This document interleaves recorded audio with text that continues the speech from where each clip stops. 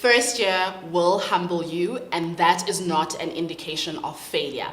Your first year is going to be really, really brutal on you, and it's going to really rock your confidence. You'll find that you're not as confident as you were before. You are surrounded by people who are smarter than you. Whereas you come from a place where you were at the top of your class, your marks start to drop. Whenever you receive feedback, it starts to sting, and that will really shake your confidence as a person. Hi, I'm Kat. I'm a speech therapist, and this is Clinically Speaking. This is a channel for speech therapy students who want clarity, confidence, and real-life clinical scenarios explained to them in the best way possible, without all the fluff. I'm here to explain the hard things simply and to help you study smarter and not harder. There are some things I wish someone had told me in my first year of speech therapy that could have possibly saved me a lot of tears, a lot of doubt, a lot of confusion, and a lot of unnecessary fear. So in this video, we're going to speak honestly about each and every one of those. So I'll start with the truth. I did not choose speech therapy chose me. I always say that our love story is that of divine intervention. If you know me, you know that I originally wanted to be a pilot or an aeronautical engineer, and unfortunately I did not make it, and that's how I landed in speech therapy, and somehow I stayed. You don't need to look like a speech therapist. You don't need to sound a certain way. You don't need to look a certain way. You don't need to shrink yourself to belong. And in as much as I'm saying this on camera right now, I still say it to myself to this day. First year will teach you, and in a very subtle way, that there's a right kind of speech therapist. One who is usually white, usually soft-spoken, usually from middle class, and one who is very confident in the academic English. And if you're a Black South African girl, especially if you're from a rural area, a township, or a non-English speaking home, you'll often feel that you don't belong. But here's the truth that they don't tell you. The profession needs you more than you need to change. Your accent is an asset. Your lived experiences are an asset. The way you can read a room, translate, code switch, all of those are an asset. And you do not need to shrink yourself in order to belong. And for a while, I really struggled with that concept. I really struggled with thinking that through. For the longest time, I thought that I needed to change in order to fit speech therapy, but it turns out that speech therapy needs to change in order to fit me. First year will humble you, and that is not an indication of failure. Your first year is going to be really, really brutal on you, and it's going to really rock your confidence. You'll find that you're not as confident as you were before. You are surrounded by people who are smarter than you. Whereas you come from a place where you were at the top of your class, your marks start to drop. Whenever you receive feedback, it starts to sting, and that will really shake your confidence as a person. And you'll find that as you go, you're struggling a lot. And struggling is not failure, it's just an indication that you are growing and growing.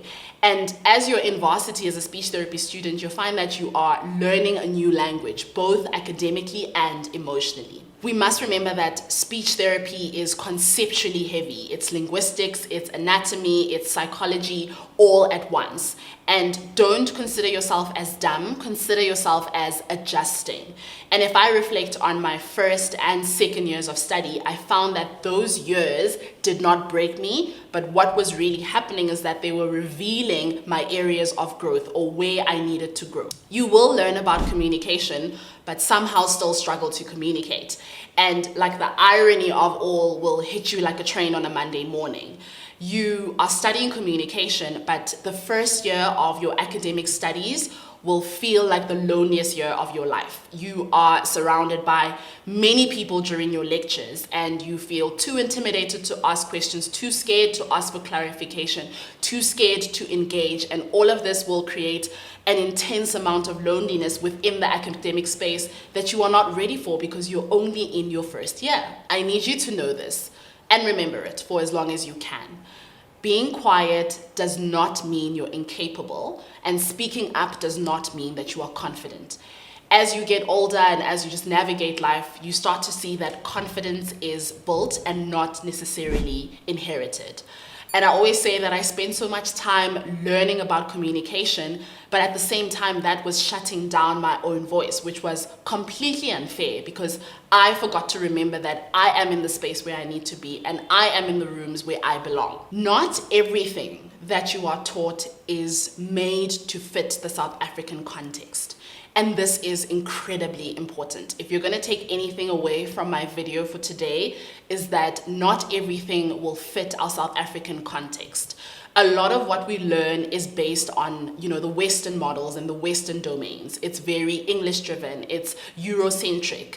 And a lot of the resources that we have do not reflect what we see in our future patients and in our communities. You will find that it does not reflect our clinics, our hospitals, and our schools. And you will feel and notice that gap as you go on. And the good bits of what I wish I knew related to that is that you're allowed to question the curriculum, you're allowed to critically think, and you're allowed to imagine better. Your job as a student, especially in first year, is not to absorb as much knowledge as you can, but it is to adapt it to your community. It is to make it as relevant as possible to the people that you're going to serve. And I learned later on in my career that the textbook that I was studying from was not written for my community. It was not written for my people. So as a clinician, when those years come, you need to think about the best ways possible to navigate that. Yes, you've learned the models, yes, you've learned the frameworks, but how is it applied and how is it contributing to the community and the kind of people that you are serving? You will compare yourself in first year and it will definitely steal your joy. The comparison as a student is completely brutal. Who is answering the most questions? Who has the money to buy the resources? Who seems to get it? Who has a mom, an aunt, or a sister who's a speech therapist who can really back up their knowledge? That will come flooding down your brain so harshly, and it will emanate in your results and how you apply yourself academically. Comparison will whisper, you are behind. And this is completely wild because you are in the same room as the people that you compare yourself as being less than. And I think with me, as I reflect, the fastest way I lost my confidence was when I started comparing my chapter 1 to someone else's chapter 10. This degree will shape you and not just your career. I always think that speech therapy has some romance to it because as you study and as you learn, it teaches you about listening deeply, about holding space for people, about being patient, about seeing people beyond their diagnoses and actually being present within a moment. And slowly you'll notice how it starts to change the little things in you and the big things in you, how you speak, how you listen, and how you show up in relationships. Please hear me carefully on this one. You don't need to have your niche, you don't need to have your 10-year plan, and you don't need to love and be obsessed with every module you study. All you need to do is stay curious and remain kind to yourself. Learn as much as you need to, pass each year as strong as you need to, and rest when you need to. I think we forget that first year is not about certainty and knowing it all. It's about survival and, applying a sense of softness to that survival. If no one has told you this, let me be the one. You belong exactly where you are. You belong in the space, even when it's hard, even when you doubt yourself, even when you feel like an outsider. Sometimes purpose doesn't arrive as a calling. It sometimes arrives as an opportunity that grows into love and appreciation. And if I, a Black South African girl who didn't know anything about speech therapy, can do it, so can you. And to end off today's highly intense video, I would like to know about your experiences. Did speech therapy choose you, or did you choose speech therapy? Did you have anything that happened in first year that you were very much overwhelmed by, that you did not see coming, that you wish someone had told you about? Please let me know in the comments. Thank you for watching Clinically Speaking. Remember that this channel is for speech therapy students who want clarity, confidence, and real-life clinical scenarios without the fluff. It's clarity with pure intention. I am here to explain the hard things simply and to help you study smarter and not harder.